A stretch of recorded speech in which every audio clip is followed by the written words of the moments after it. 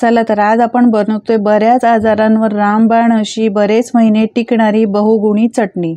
ही चटणी बनवण्यासाठी 1 वाटी शेंगदाणे घेतले। शेंगदाणे चांगले खमंग सुगंध येईपर्यंत भाजून घ्यायचे, बाजूला काढून थंड करून घ्यायचे।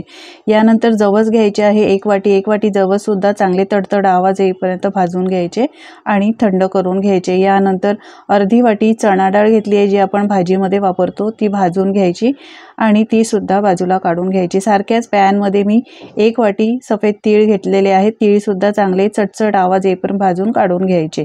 अर्धी वाटी किसलेलं खोबरं घातलं, खोबरं सुद्धा छान खरपूस भाजून घ्यायचं। यानंतर बराच कढीपत्ता घालायचा, काश्मीरी मिरची 3-4 घातली, 1 तिखट मिरची घातली। सगळं साहित्य भाजून घ्यायचं आहे मिक्स करत।